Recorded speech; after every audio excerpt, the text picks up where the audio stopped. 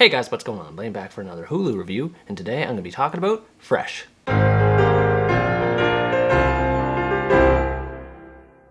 Fresh is a comedy thriller that tells the story of a young woman named Noah, who is fed up with the struggles of modern dating and on the verge of giving up altogether. While out shopping for groceries one day, she encounters a man named Steve, who she hits things off with almost immediately. Steve invites her to a private getaway together, and it doesn't take long for things to take a turn for the worst after that happens. Noah discovers that Steve is a butcher who sells meat to cannibals and plans to take advantage of her flesh for this purpose, so Noah must find a way to escape her horrifying circumstances. This was one of the most enjoyable thrillers I've seen in a long time. Even though the viewer knows something bad is going to happen early on, the build up to this event kept me on the edge of my seat, and the performances of the main characters kept me invested all the way to the end. Daisy Edgar-Jones is great as the protagonist Noah. Her struggles with dating make her an instantly relatable character right from the outset, and her tragic family background is explained in just enough detail to both generate sympathy and emphasize her personality as a loner. I also liked how she developed over the course of the story. She goes from being scared and helpless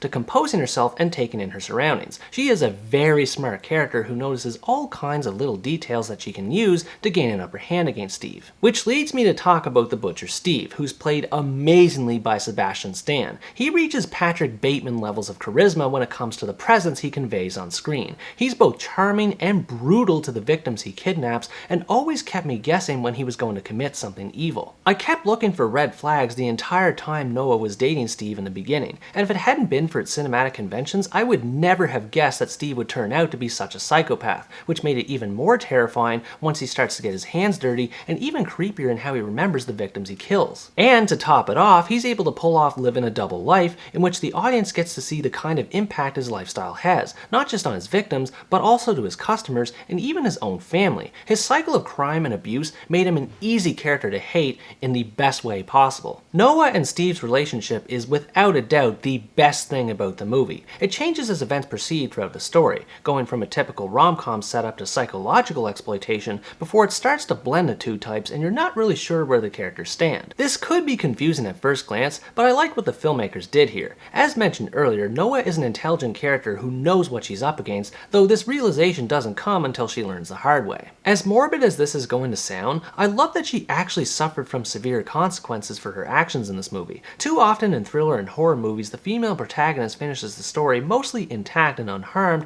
which ruins the suspense of the story, and even if she is hurt, it's rarely ever debilitating. But here, the movie does not shy away from the atrocities that are committed to her body. This made me care about her character's well-being right away and wanting to see her escape to safety, as well as to see Steve get his just desserts. And that was the interesting thing about its subject matter, by the way. Even though the movie is about cannibalism, it's not actually as violent or gory as one might expect. In fact, I would say it's more disturbing and unsettling than anything else, as it leaves a lot of what's happening to Steve's victims to either passing dialogue or the viewer's imagination. Being able to fill in the blanks in this way made it a much more tense experience to sit through, though the movie isn't completely without exposition. Steve gives enough insight about his criminal enterprise to instill fear about how far-reaching it is without overwhelming the viewer with tons of exposition. There are other victims alongside Noah as well who give clues about what to expect from Steve. They're never revealed on camera, so it once again forces the audience to paint a mental picture to imagine the kind of horrors their bodies had to endure, as well as showing how Steve has a pattern to his behavior. Steve in general was a fantastic allegory, not just in representing the dangers that can come with dating, but also in how many women look for love in their lives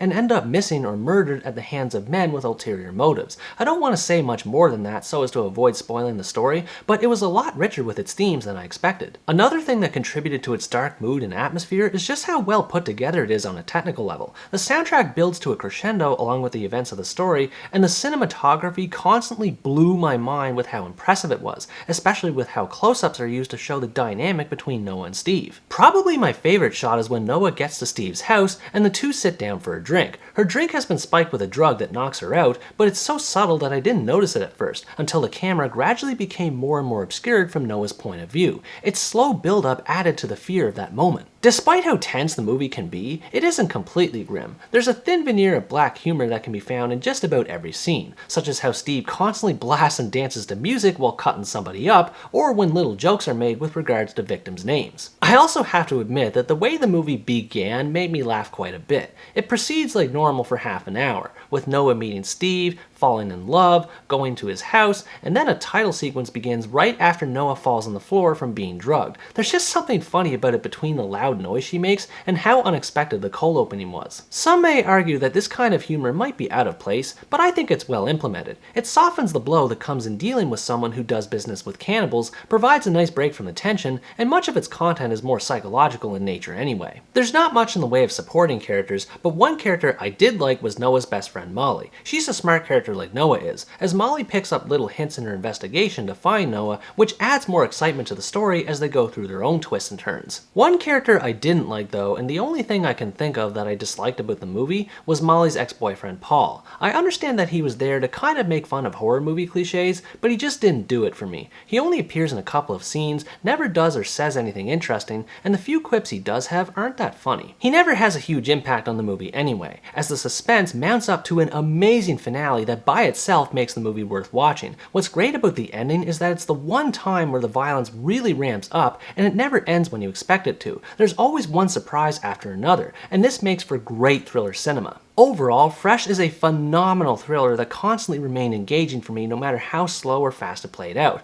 and it more than lives up to its namesake. If you like thriller movies with dark subject matter that are balanced out by elements of black humor, you absolutely have to check out this movie. I cannot recommend it enough. Some might be turned off by how dark it is, but for me it was nothing short of compelling. Amazing performances, creative film aesthetics, excellent use of comedy and suspense, and meaningful social themes all combine to make this one of the must-see thrillers of the year. What did you think about this movie? Were you as blown away by it as I was, or were there parts about it that you think could have been done better? Let me know in the comments below. Anyways guys, that's going to wrap up my review of Fresh. Thanks for watching this video, I hope you enjoyed it, and as always stay tuned for the next part, where next time I review the Danish war film, The Bombardment. Bye bye!